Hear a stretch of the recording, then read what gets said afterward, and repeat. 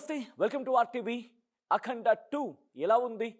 First half నుంచి second half, మరి ముఖ్యంగా సినిమా ఎక్కడ పీక్స్కి వెళ్ళిపోయింది, దాంతోపాటు నటీనటులకు సంబంధించి మాట్లాడుకున్నప్పుడు ఎలా ఉన్నాయి, ప్రొడక్షన్ వాల్యూస్ ఎలా ఉన్నాయి, విఎఫ్ఎక్స్ ఎలా ఉన్నాయి, అసలు బాలయ్య పర్ఫార్మెన్స్ సినిమాను ఆ రేంజ్కి తీసుకువెళ్ళిందా, సినిమాకు సంబంధించి ఎక్స్పెక్టేషన్స్ ఏంటి, మూవీ క్రూ ఎటువంటి వాల్యూస్ ఉన్నాయి అండ్ దాని గురించి ఒకసారి మాట్లాడుకునే ప్రయత్నం చేద్దాం. అండ్ ఈ గ్యాప్లో మీరు కూడా కింద కామెంట్ చేయండి, అఖండ సినిమా చూస్తుంటే కనుక మీకు ఎలా అనిపించింది.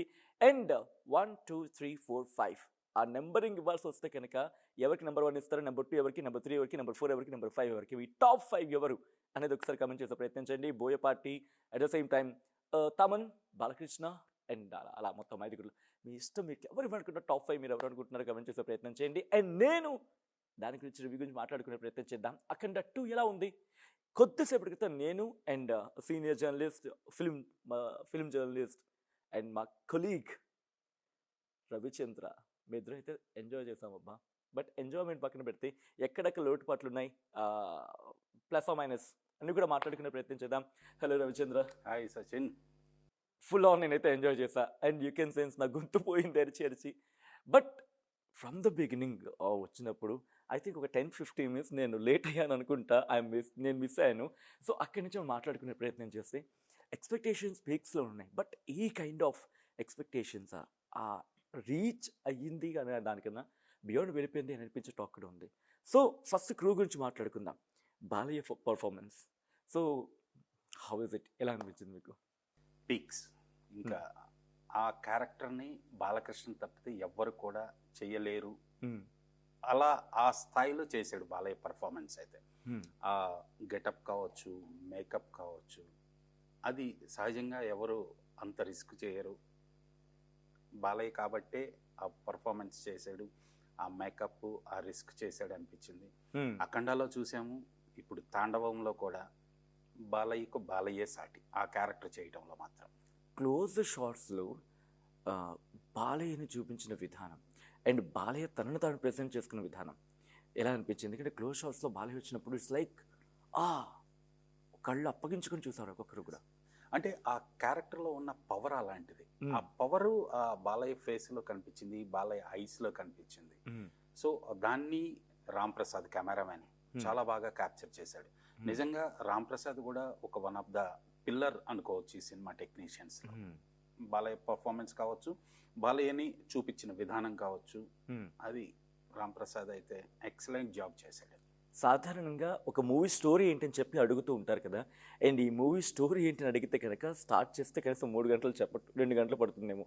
ఎందుకంటే మేము ఐ థింక్ బ్రేక్ టైంలో అనుకుంటా అసలు స్టోరీలో ఏవే ఉన్నాయని మాట్లాడుకున్నప్పుడు ఎగ్జైట్మెంట్లో 4-5 స్టోరీస్ చాలా కనిపించాయి. సో ఒక్కసారి స్టోరీ లైన్ ఏమంటే మీరు ఏమంటారు, అండ్ స్టోరీ గురించి చెప్పమంటే మీరు ఏమంటారు? నేషనల్ పాలిటిక్స్ నుంచి ఇంటర్నేషనల్ పాలిటిక్స్ వరకు, జియోగ్రఫీ పాలిటిక్స్ వరకు, జియోపాలిటిక్స్, అలాగే సనాతన ధర్మం గురించి కావచ్చు, మదర్ సెంటిమెంట్ గురించి కావచ్చు, ఫ్యామిలీ సెంటిమెంట్ గురించి, అలాగే సంప్రదాయాల గురించి, వాట్ నాట్, మన తెలుగు సినిమాలో ఉండే అన్ని అంశాలను కూడా ఈ సినిమాలో జోడించాడని చెప్పచ్చు Sachin. Okay, so take off. ఎందుకంటే ఏ సినిమాకైనా ఫస్ట్ ఒక half an hour hook point లాంటిది. అక్కడ కనుక రైస్ అయితే ఆ బ్రేక్ కన్నా ముందు, ఇంటర్వెల్కి ముందు వచ్చి ఆ సీన్ కొంచెం అలా అట్టుపెట్టి ఉంచుతుంది. ఆ తర్వాత సెకండ్ హాఫ్ అంతా. సో ఫస్ట్ హాఫ్ మీరు చూసారు. ఫస్ట్ హాఫ్ కాస్త ఎంజాయ్మెంట్ ఉంది, ఎంటర్టైన్మెంట్ ఉంది, దాంతోపాటు బాలయ్య 2 షేడ్స్ కూడా చూపించిన సందర్భం. సో ఫస్ట్ హాఫ్లో హుక్ పాయింట్ ఏమనుకోవాలి? ఎందుకంటే ప్రేక్షకులు అలా కట్టుపడేసిన సీన్ ఏది అనుకోవాలి అక్కడ? ఖచ్చితంగా అన్ని సన్నివేశాలు కూడా బాగున్నాయి, కానీ ఇంటర్వెల్ బ్లాక్ అయితే అల్టిమేట్. ఇంకా దానికి తిరిగలేదని చెప్పుకోవచ్చు.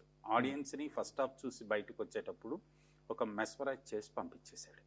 ఇంటర్వెల్కి బయటకు వచ్చిన ప్రతి ఆడియన్ కూడా సినిమా మీద ఒక పాజిటివ్ దృక్పథంతో బయటకు వచ్చాడు. ఇంటర్వెల్ బ్లాక్ అదిరిపోయింది అన్న కామెంట్ అయితే అక్కడ చాలామంది నోటి నుంచి నేను విన్నమాట. కానీ ఒక సినిమాలో బహుశా ఫస్ట్ హాఫ్కే ఒక 2-3 సినిమాలు చూపించేస్తారు అనుకోవాలా, ఒక మినీ సినిమాలు. దాన్ని ఏమంటారు, ఒక హాఫ్ అన్ అవర్ యూట్యూబ్లో ఏదో అంటూ ఉంటారు వాటిని, I don't know, short movies ఏదో అంటూ ఉంటారు. షార్ట్ మూవీస్ అనుకోవచ్చు, సిరీస్ అనుకోవచ్చు, సిరీస్ అనుకోవచ్చు. కానీ ఆ లింక్ చేసిన విధానం ఒకదాని నుంచి ఇంకో దానికి ఫ్రమ్ బీజింగ్ నుంచి మొదలుపెట్టి ఇంకా ఇంట్రెస్టింగ్ అంశం ఏంటంటే అఫ్కోర్స్ స్టోరీ మొత్తం రివీల్ చేయకూడదు కాబట్టి ఏ దేశాన్ని పేరెత్తకుండా Yes. ఎవరికి ఇవ్వాల్సిన వాళ్ళకి ఇచ్చి పడేశాడు. చాలా చాలా తెలివిగా, చాలా తెలివిగా. ఎక్కడ సెన్సార్ ప్రాబ్లం రాకూడదు, మళ్ళా ఎక్కడ కూడా Hmm. ప్రాబ్లం అవ్వకుండా చాలా జాగ్రత్తలు తీసుకున్నారు. అలాగే ఈ సినిమా సెన్సార్ చూసేటప్పుడు కూడా సెన్సార్ బోర్డు మెంబర్స్ సెన్సార్ చూస్తూ చాలా పాయింట్స్ నోట్ చేస్తారు. జనరల్గా ఎక్కడెక్కడ కట్స్ ఇవ్వాలి, ఏ సన్నివేశం ఇబ్బందికరంగా ఉంది, ఏ తొలగించాలనేది. అలాంటి లిస్ట్ ఒకటి ప్రిపేర్ చేసుకున్నారట.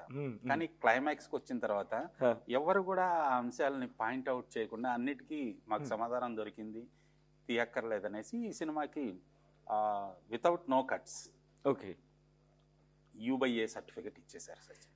సో ఫస్ట్ హాఫ్ చూసినప్పుడు కామన్గా అనిపించేది ఎవరికైనా ఏంటిది ఇలా ఉంది సినిమా, ఇన్ని స్టోరీస్ ఉన్నాయి, అసలు ఏం కట్టింగ్ లేవా అని డౌట్ వస్తుంది. సెకండ్ హాఫ్లో క్లైమాక్స్కి వచ్చినప్పుడు అవేం కనిపించవు, బుర్రంతా వ్యానిష్ అయిపోద్ది, ఎక్కడికో తీసుకెళ్ళిపోద్ది. కాబట్టి ఒకసారి స్టోరీ ఒకసారి, ఎందుకంటే మొత్తం సినిమాని చాలా చాలా ఏళ్ళుగా మీరు కీన్గా అబ్జర్వ్ చేస్తున్నారు, స్టోరీని ఒక్కసారి సినిమా గురించి చెప్పమంటే ఏం చెప్తారు ఒకసారి స్టోరీ? అంటే ఐ థింక్ సందిగ్ధంలో పడ్డారు రవిచంద్ర. సినిమా స్టోరీని మనం రివీల్ చేయటం భావ్యం కాదు కాబట్టి, సో మనం అంటే గతంలో వాడుక భాషలో ఏమంటే సినిమా ఏంటి అని అంటుంటారు, ఆ సినిమా ఏంటి అని చెప్పి గతంలో చెప్పుకున్నాము. ఈ సినిమాలో డ్యూయల్ రోల్ బాలకృష్ణ అనేది. సో ఒకటి మామూలుగా ఎమ్మెల్యేగా నందమూరి బాలమురళీ కృష్ణ క్యారెక్టర్ ఉంది అనంతపూర్ ఎమ్మెల్యేగా, అలాగే రెండోది అఖండ రోల్లో బాలయ్య. అసలు ఆ రెండు పాత్రలకు కూడా చాలా వైవిధ్యం ఉందని చెప్పుకోవచ్చు. పిక్చరైజేషన్ గ్లామర్లో ఈ పాత్ర ఒకలాగా ఉంటుంది, అలాగే అఖండ పాత్ర అది ఆల్మోస్ట్ క్వైట్ కాంట్రాస్ట్. అసలు ఇది ఎంత సరదాగా ఉంటుందో అంత వైలెంట్ ఇది కూడా. ట్వెల్వ్ బ్లాక్ చించేసాడు, మామూలుగా లేదు. సో అఖండ క్యారెక్టర్ అసలు చెప్పక్కర్లేదు, అఖండలో దానికి డబుల్ ఉందని చెప్పుకోవచ్చు తాండవం అయితే. సో సనాతన ధర్మం గురించి బేసిక్గా తను తీసుకున్నది తన దేశం మీద జరుగుతున్న కుట్రని, ఒక సనాతన ధర్మాన్ని కాపాడటం కోసం శివుడి ఆత్మగా, శివుడి మనిషిగా తను మారిపోయి తన దేశాన్ని, తన ధర్మాన్ని ఎలా కాపాడుకున్నాడు అనేదే స్థూలంగా, క్లుప్తంగా ఈ కథాంశం అని చెప్పచ్చు. ఎగ్జాక్ట్లీ. ఇక్కడ మీరు చెప్తున్నప్పుడు నాకు ఏమనిపించిందంటే సనాతన ధర్మం గురించి మాట్లాడుతున్న క్రమంలోనే దేశభక్తిని కూడా ప్యారలల్గా నడిపించే ప్రయత్నం చేశారు. అంటే ధర్మం గురించి మాట్లాడుతూనే దేశభక్తి దాంట్లో దాన్ని ఏమంటారు, ఇనుమడించింది ఏదో అంటూ ఉంటారు, అంటే దాంట్లో మిళితం అయిపోయింది. సో చూసేవాడికి ఈయన సనాతన ధర్మం గురించి చెప్తున్నాడా, దేశభక్తి గురించి కూడా చెప్తున్నాడా అనే ఒక ట్రాన్స్లేషన్లోకి వెళ్ళిపోతూ ఉంటారు. అండ్ అఫ్కోర్స్ మీరు అన్నట్టుగా స్టోరీ రివీల్ చేయకూడదు కాబట్టి ఫస్ట్ బాలయ్య ఒక 40 minutes లేకపోతే 1.5 hours ఆయన లాగేసుకుంటే మిగతా అదంతా అఖండ. అదే ఐ రైట్? అండ్ అఖండ గురించి మాటలు కాదు, స్క్రీన్లో చూడాల్సిందే. సో ఫస్ట్ హాఫ్ గురించి మాట్లాడుకుంటే కాస్త కామెడీ ఉంది, కాస్త సరదా ఉంది, ఇదంతా ఉంది. బట్ ఇక్కడ మాట్లాడుకున్నప్పుడు క్యాస్ట్ గురించి కూడా, క్యాస్ట్ అండ్ క్రూ గురించి కూడా మాట్లాడుకోవాలి. కాస్టింగ్ ఉన్నప్పుడు సంయుక్త మీనన్ ఉన్న కొంచెం సేపు అయినా కూడా అసలు ఇంకా క్యారెక్టర్ ఇంకా ఉంటే బాగుండేమో అనిపించింది కదా. ఎగ్జాక్ట్లీ నాకు కూడా అదే క్యారెక్టర్ ఇంకొంచెం ఉంటే బాగుండేది అనిపించింది.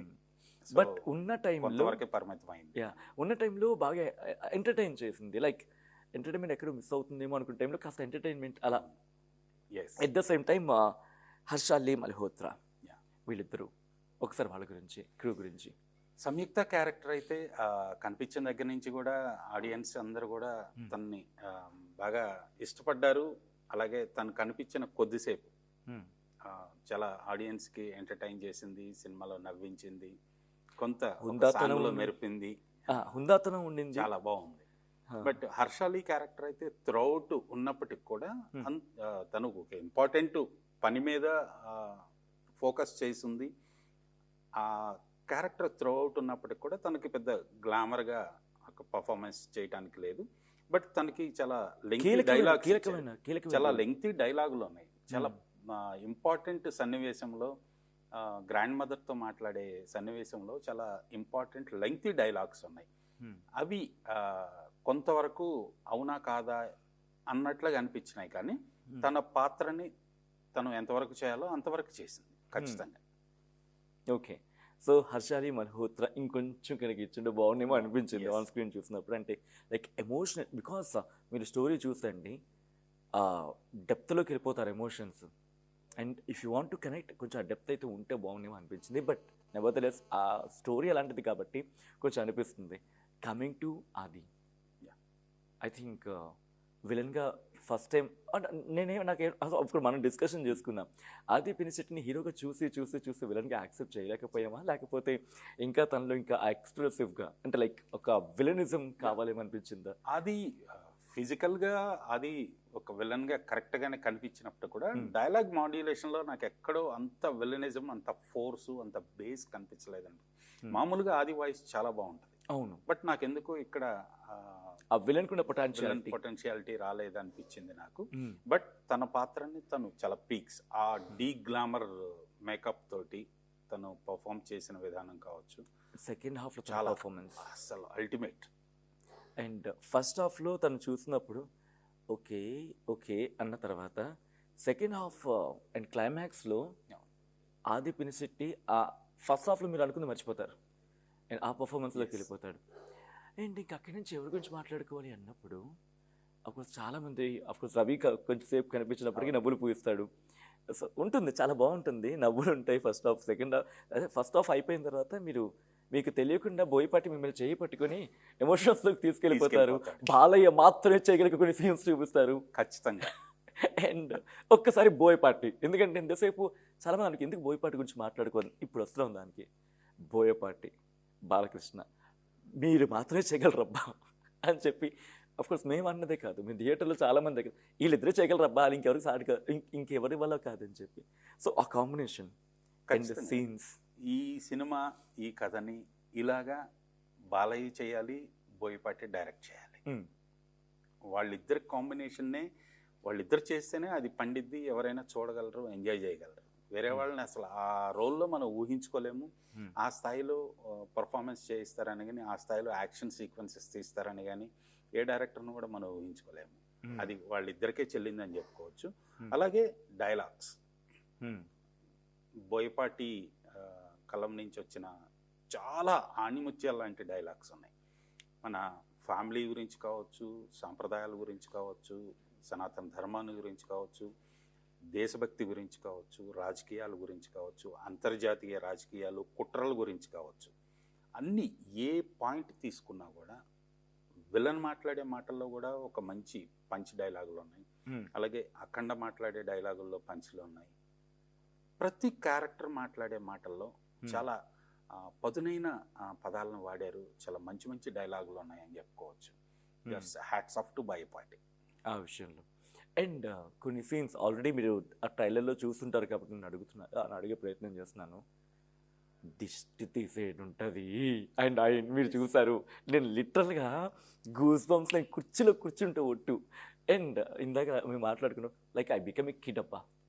సో చిన్న పిల్లవాళ్ళలాగా కుర్చీలో నుంచి లేచి గంతులు వేసావు. అండ్ బికాస్ ఆ క్రేజ్ అలా ఉండింది. లైక్ ఆ సీన్ చూస్తూ ఉంటే మనకేమనిపిస్తుంది అంటే ట్రైలర్లో చూసినప్పుడు ఇది ఏమైనా ఓవర్ అయిందా, ఇది ఒక కామన్గా అనిపిస్తుంది. But when it comes to movie ఇది కరెక్ట్ ఏమో అనిపిస్తుంది. ఒక్కసారి దిష్టి సీన్ గురించి మాట్లాడుకుందాం, ఎందుకంటే ట్రైలర్లో ఉంది కాబట్టి. గ్రాండ్ రిలీజ్ టీజర్లో అది పెట్టినప్పుడు దాని గురించి మనం డిస్కస్ చేసుకున్నాం. సో అది కరెక్ట్ టైమ్లీ సింక్ అయిందని చెప్పుకోవచ్చు. సినిమాలో ఆ సన్నివేశం పెట్టడం అనేది అదృచ్ఛికమేమో సబ్జెక్ట్లో భాగంగా వచ్చింది. బాలయ్య ఒక విలన్ క్యారెక్టర్ని చంపేసి దిష్టి తీస్తాడు. సో ఈ సినిమాకి అడ్డంకులు ఏర్పడి సినిమా వారం రోజులు వాయిదా పడి మరలా రిలీజ్ అవుతున్న తరుణంలో వచ్చిన టీజర్లో ఆ సీక్వెన్స్, ఆ డైలాగు, ఆ సన్నివేశం పెట్టడం కూడా నిజంగా టైమ్లీ కరెక్ట్గా వాడారనిపించింది. అది అసలు ఆ మనిషిని ఇలాగా తీయొచ్చు అనే ఆలోచన, అసలు ఆ పొజిషన్లో తిప్పటం అనేది వాళ్ళిద్దరికే సాధ్యం. బోయపాటి బాలయ్యకే సాధ్యం అది. ఎగ్జాక్ట్గా ఆయన డైరెక్షన్కి ఈయన యాక్షన్కి. అండ్ అది కూడా టైమింగ్ చాలా ఎర్లీగా వస్తుంది, అసలు మనం ఎక్స్పెక్ట్ అప్పుడే వచ్చేస్తుంది అని చెప్పి. సో అక్కడి నుంచి ఏమనిపిస్తుందంటే, అక్కడి నుంచి వచ్చిన తర్వాత అఫ్కోర్స్ మన కెమెరామెన్ మనతో పాటు జాయిన్ అవుతాను కూడా నవ్వుతున్నాడు. So we can sense it. So అక్కడి నుంచి వెళ్ళిపోయిన తర్వాత ఇంకెక్కడి నుంచి ఏం సీన్లో ఉండవేమో ఎందుకంటే అది పీక్స్ అనిపిస్తుంది. అక్కడి నుంచి మెల్లిగా అంటే మళ్ళీ జనాల్ని కాస్త స్మూత్ చేస్తారన్నమాట, మళ్ళీ ఫ్యామిలీ బ్యాక్గ్రౌండ్కి వెళ్ళడం. సో హీ నోస్ అంటే ఒక పీక్స్కి తీసుకెళ్ళడం, మళ్ళీ మెల్లిగా జనాలను ఎమోషన్గా లేకపోతే కామెడీషన్లో తీసుకురావడం, అంటే ఒక స్మూత్ డ్రైవింగ్. అంటే పీక్స్ తీసుకెళ్ళిన తర్వాత కూడా ఆ హుక్ని బాగా పట్టుకున్నారు అనిపించింది. అండ్ అక్కడి నుంచి నేను మళ్ళీ అఖండ గురించి మాట్లాడుకుంటే, ఆ ఎమోషన్స్ని క్యారీ చేసిన సందర్భంలో తమన్ మ్యూజిక్.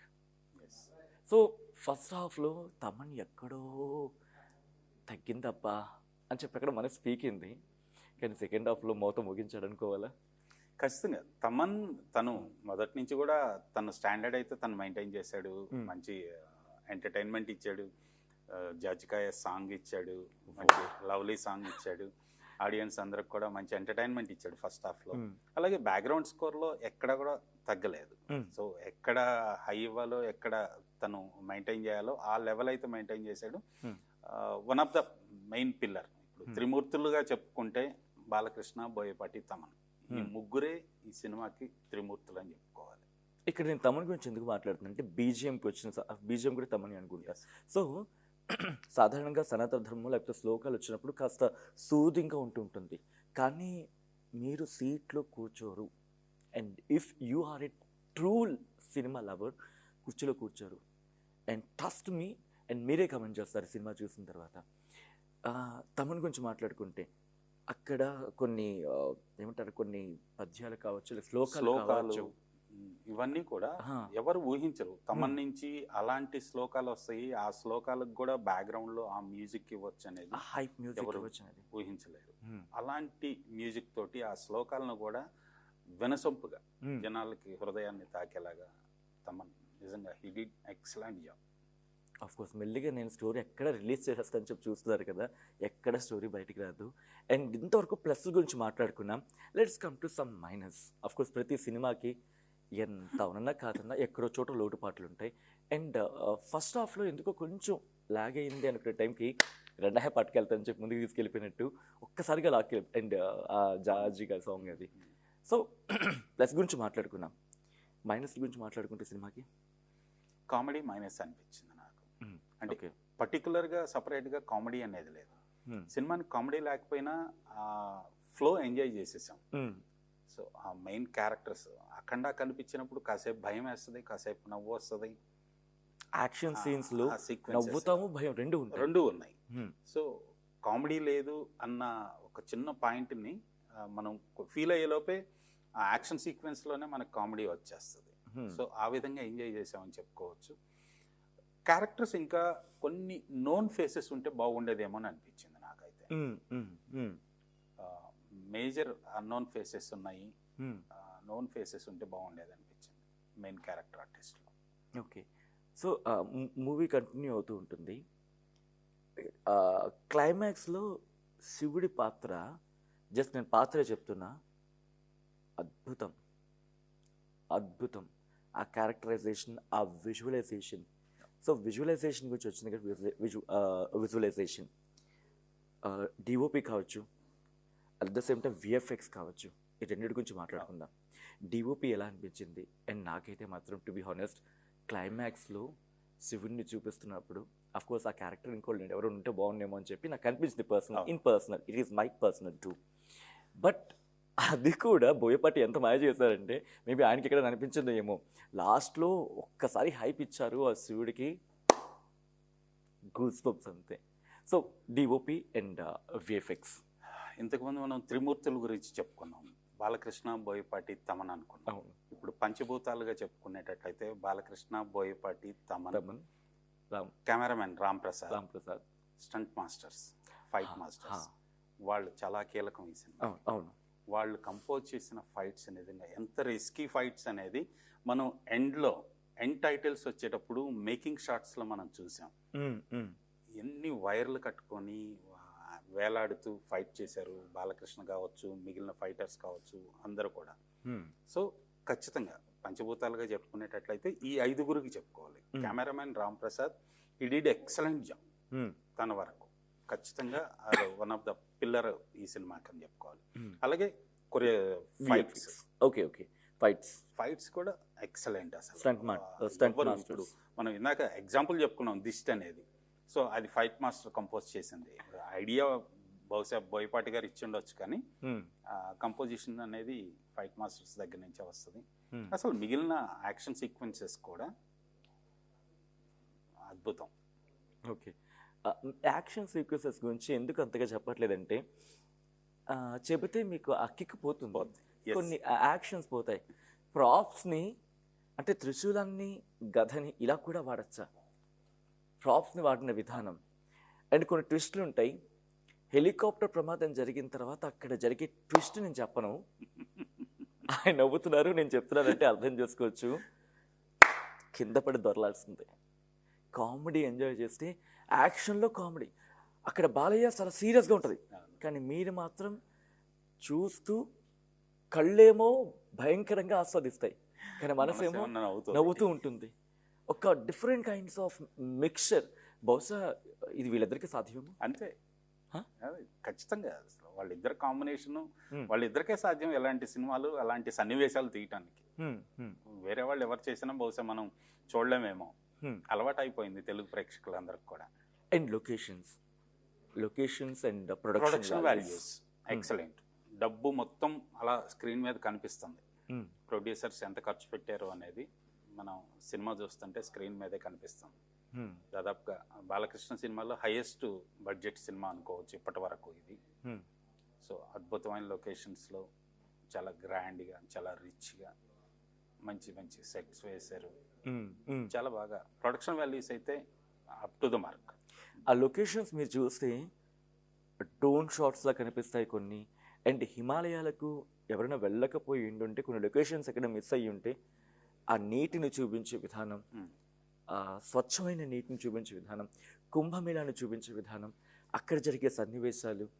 అండ్ రిమెంబర్, నేను మాట్లాడుతున్న మా కాన్వర్సేషన్లో కనీసం ఒక ఈ మూవీలో ఒక 10 స్టోరీలు మినిమం అలా వచ్చి ఇలా వెళ్ళిపోతూ ఉంటాయి, కానీ ఎక్కడ బోర్ కొట్టదు. మళ్ళీ అన్ని ఇంటర్లింక్ ఉంటాయి ఒకదానికి అన్నిటికి కూడా. స్క్రీన్ ప్లేలో భాగమే అది. కానీ చాలా అంశాలని ఈ సినిమాలో కథలో ఇంక్లూడ్ చేశాడని చెప్పుకోవచ్చు బోయపాటి. కానీ సెకండ్ హాఫ్ వచ్చినప్పుడు ఒక కాన్వర్సేషన్, కాస్త లెంతీ కాన్వర్సేషన్ ఉంటుంది. బాలయ్య ఆయన మాట్లాడుతూ ఉంటారు. సాధారణంగా ఒక క్యారెక్టర్ అలా నిల్చొని కనీసం ఒక పావు గంట మాట్లాడుతూ ఉంటుంది, కానీ బోర్ కొడుతూ ఉంటుంది సాధారణంగా మామూలు చూసినప్పుడు. బట్ అక్కడెక్కడ బోర్ కొట్టినట్టు అనిపించలే. సో ఆ సన్నివేశం చెప్పను కానీ, బట్ దాన్ని చూసినప్పుడు మీకేమనిపించింది and how crucial it is? ఖచ్చితంగా. అంటే డైలాగ్స్లో ఉన్న అంశం ఏదైతే ఉందో అది నిజంగా మనసును తాకే డైలాగ్స్, మనసును తాకే అంశం కాబట్టి ఆయన ఎంతసేపు మాట్లాడినా కూడా మనకి అది బోర్ అనిపించలేదు. ఖచ్చితంగా చెప్పాల్సిన అంశం అక్కడ ఆ క్యారెక్టర్, అఖండ క్యారెక్టర్ చెప్పాల్సిన సబ్జెక్ట్ కాబట్టి ఖచ్చితంగా అది ఎంతసేపు చెప్పినా కూడా మనకి బోర్ అనిపించలేదు. చాలా ఆస్పెక్ట్స్ కవర్ చేసాం. మనం ఏమైనా మిస్ అయ్యామా? ఒకటి మిస్ అయ్యాం. ఆఫ్ కోర్స్ అది మిస్ కాకపోతే సచిన్ ఎందుకు అవుతారు? త్రిశూలంతో శత్రువుల్ని నరకటం, మెడ కర్రసాము చేసినట్టుగా త్రిశూలాన్ని మెడ మీద భుజాల మీదగా తను తిప్పి, త్రిశూలాన్ని బాలకృష్ణ బోయపాటి అంటే బహుశా ఎవరైనా మనోభావాలు దెబ్బతింటే క్షమించాలి, నన్ను ముందే నేను సారీ చెప్తున్నా. త్రిశూలాన్ని వీళ్ళిద్దరు వాడినట్టు ఇంకొకరు ఎవరైనా వాడుంటే ఒక్కసారి ఆ వీడియో లింక్స్ నాకు కింద లింక్లో షేర్ చేయండి. I just want to see. Movie చూసిన తర్వాత కంపారిజన్ చేసి చెప్పండి. త్రిశూలాన్ని, గదని కూడా ఇలా వాడతారా? అండ్ మర్చిపోవద్దు, గదని వాడిన తీరు మీకు ఇంకా వేరే లెవెల్ అది. అది ప్రాపర్టీస్ అన్నాను ఇందాకలా. హెలికాప్టర్ కూలిపోతే ఆఖరి కూలిపోయిన హెలికాప్టర్ కూడా వాడారంటే అర్థం చేసుకుని సినిమా ఎలా ఉందనేది అర్థమై ఉంటుంది మీకు. వాటికి హెలికాప్టర్ కూలిపోతే అది కూడా అదేంటంటారు, యాక్షన్లో కీలకమైంది. What should I say? సమకాలీన రాష్ట్ర రాజకీయాల దగ్గర నుంచి అంతర్జాతీయ రాజకీయాల వరకు, సనాతన ధర్మం దగ్గర నుంచి ఇక్కడున్న కుల మతాల భేదాలు, అన్ని మతాన్ని అడ్డు పెట్టుకుని రౌడీజం ఎలా చేస్తారు అనే అంశానికి సంబంధించి అన్ని అంశాలు ఉన్నాయి ఇందులో. అన్నిటిని రౌడీజం పొలిటిసైజ్ ఎలా చేస్తారు అనేది కూడా రైట్ ఇంట్రెస్టింగ్ గా ఉంటుంది. అలా అని చెప్పి ఏది ఓవర్ అయినట్టు ఎక్కడ కనిపించదు. అది ఓవర్ అవుతుందేమో అని ప్రేక్షకులు వెళ్ళే లోపే మీకు ఇంకో స్టోరీలోకి తీసుకెళ్ళిపోతాడు ఆయన. ప్రతి దాన్ని కూడా టచ్ చేశారు. అలా లిమిట్ అంతే. నేను నా దగ్గర ఇంతే ఉంది, ఇంతే చూపిస్తా, బట్ ఆ ఉన్నది ఇంతే, అంతే ఆ సినిమాకి కరెక్ట్గా. ఓకే, కంక్లూషన్కి వచ్చే ప్రయత్నం చేస్తున్నాం కాబట్టి పాటలు రెండు పాటలు కూడా కనిపిస్తున్నాయి. బట్ రిమెంబర్ 2 పాటలు కూడా కీలకమే. ట్రూ. సో ఎలా పాటల గురించి ఏమనుకోవాలి? అఫ్ కోర్స్ బీజిఎం పాటలు ఒకటి రొమాంటిక్ సాంగ్ ఉంది, కానీ మిగిలినవన్నీ కూడా బ్యాక్గ్రౌండ్ స్కోర్లో వచ్చే పాటలుగానే చెప్పుకోవచ్చు. ఖచ్చితంగా అన్నీ కూడా భగవద్గీత శ్లోకాలు ఉన్నాయి, శివుడి స్తోత్రాలు ఉన్నాయి, సందర్భోచితంగా వచ్చే బ్యాక్గ్రౌండ్ సాంగ్స్ ఉన్నాయి, బిట్ సాంగ్స్ లాంటివి. ఓకే ఓకే, నిజంగా అవన్నీ కూడా కథలో భాగంగానే నడిచిపోయాయి. ఎక్కడ కూడా ఏ ప్రేక్షకుడు జనరల్గా సాంగ్ వస్తే లేచి బయటకు వెళ్తారు ఆడియన్స్.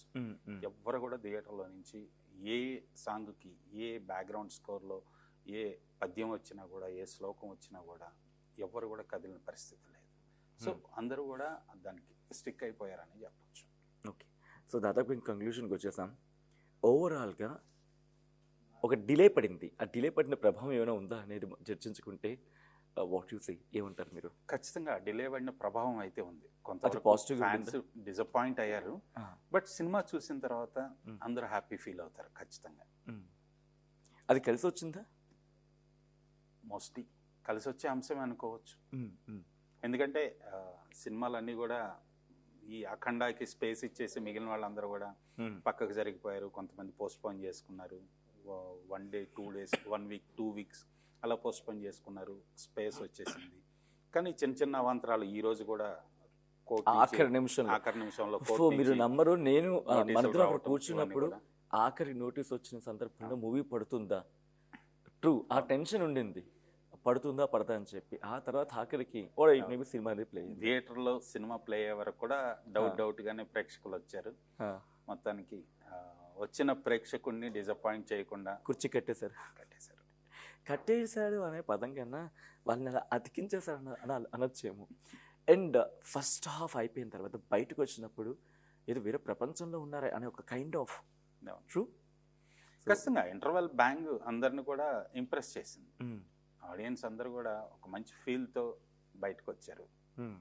అప్పుడే టాక్ వెళ్ళిపోయింది. ఆ తర్వాత సెకండ్ హాఫ్ స్టార్టింగ్ అయ్యి ఇంకా క్లైమాక్స్కి వచ్చినప్పటికీ ఫస్ట్ హాఫ్ మీకు గుర్తుండదు, అంతలా తీసుకెళ్ళిపోతారు సినిమాలోకి, మీరు వెళ్ళిపోతారు అంతే. సో మొత్తంగా టు బీ హానెస్ట్ అది రివ్యూ అంటారా లేకపోతే పర్సనల్ వ్యూ అనుకుంటారు, వాట్ ఇట్ మేబీ, బట్ మా అనుభవం అక్కడ జరిగిన దాన్ని మిళితం చేసి మీకు చెప్పే ప్రయత్నం చేస్తున్నాం. ఓవరాల్గా అవుట్ ఆఫ్ 5 మీరు ఎంత ఇస్తారని చెప్పి నేను రవిచంద్రన్ అడగాలనుకోవట్లేదు. ఎందుకంటే ఒక సినిమాను జడ్జ్ చెయ్యాలి అనుకునే సందర్భంలో ఆయన పర్సనల్ పాయింట్ ఆఫ్ వ్యూతో అక్కడ మార్క్ పడచ్చేమో, బట్ అభిమానిగా పర్సనల్ ఆస్పెక్ట్స్ మీకు ఉంటాయి. సో ఇప్పుడు పాయింట్ ఇచ్చేస్తే రివ్యూతోని ఆ పాయింట్స్కి బహుశా మీరు వెళ్ళొచ్చు వెళ్ళకపోవచ్చు. సో కాబట్టి it's better don't judge a movie అనేది what I feel. What you say? దీనికైతే అవుట్ ఆఫ్ 5 అవుట్ ఆఫ్ 10 అలా మార్కులు వేయాల్సిన సినిమా కాదు, మార్కులు వేయాల్సిన అవసరం కూడా కరెక్ట్. ఇది అఖండ అనేది ఒక త్రిమూర్తుల తాండవం. అఖండ తాండవం అని వాళ్ళు పెట్టుకున్నారు. నా వర్షన్లో నా వర్డిక్ట్ అయితే త్రిమూర్తుల తాండవం అని చెప్తా. బాలకృష్ణ, బోయపాటి, తమన్, ఈ ముగ్గురి తాండవం అఖండ తాండవం. నిజంగా తాండవం అంటే అఖండ తాండవం అంటే నిజంగా తాండవం ఉంటుంది. కొన్ని సెకండ్లు అలా వచ్చి ఇలా వెళ్ళిపోతుంది, చాలా కీలకంగా ఉంటుంది. ఫైట్ సీక్వెన్స్ లో బాలకృష్ణ ఫైట్ చేస్తూ చేసిన తాండవం నిజంగా ఖచ్చితంగా ఆ తాండవం మన ట్యాగ్ లైన్ పెట్టడానికి జస్టిఫికేషన్ గా మనం చెప్పొచ్చు. అది ఆ తర్వాత లాస్ట్లో కూడా, బట్ ఓవరాల్గా you will enjoy some what. First హాఫ్లో ఎక్కడైనా వచ్చి ఇలా అన్నట్టు హమ్ హే లేకే జాయింగ్ అంటారు బోయపాటి. సో చూడాలి ఏ మేరకు హిట్ టాక్ అనే మాట అన్న, కానీ కలెక్షన్స్ ఏ మేరకు సంపాదించుకుంటున్నారు అనేది అఫ్కోర్స్ ఇప్పటికే super hit talk, bumper hit talk అవేం వద్దు, సినిమా చాలా బాగుంది అనే మాట అనిపిస్తూ ఉంది. What you say Ravichandra? Exactly. ఎందుకంటే జడ్జ్మెంట్ ఇవ్వాలా వద్దా అనే మాట కన్నా బాగుంది అని చెప్పి ప్రతి ఒక్కరు బయటకు వస్తుంటే అర్థం చేసుకోవచ్చు. సో ఓవరాల్గా అది కోర్స్ ఇంకా ముచ్చట పెట్టుకుంటే చాలా వెళ్ళిపోతుంది కాబట్టి thank you so much Ravichandra. ఆయన సినిమా చూసి వచ్చి ఈ టైం మాట్లాడుకోవడం ఆయన out of it is anything. But ఓవరాల్గా అయితే మాత్రం సినిమా బాగుందని మాట అనిపిస్తుంది. మరి మీకేమనిపిస్తుంది సినిమా చూసినాక? ఏ పాయింట్ ఆఫ్ వ్యూలో సినిమా అలా లేచింది అనుకుంటున్నారు? At the same time top 5 మీరు ఎవరు అనుకుంటున్నారు కమెంట్ చేసే ప్రయత్నం చేయండి. అండ్ నెక్స్ట్ ఇంకొక మూవీతో మళ్ళీ ఆ మూవీకి సంబంధించిన వీడియో మీ ముందుకు వస్తుంది RTV. And then keep watching and stay tune to RTV. చరిత్ర సృష్టించినోడు ఇప్పుడు ఆ చరిత్రని తిరగరాయబోతున్నాడు. అబద్ధాల గోడల్ని బద్దల కొట్టి నిజాలను రాగా మీ ముందుంచబోతున్నాడు. నిజమైన వార్తల కోసం వెంటనే డౌన్లోడ్ చేసుకోండి రా యాప్ని.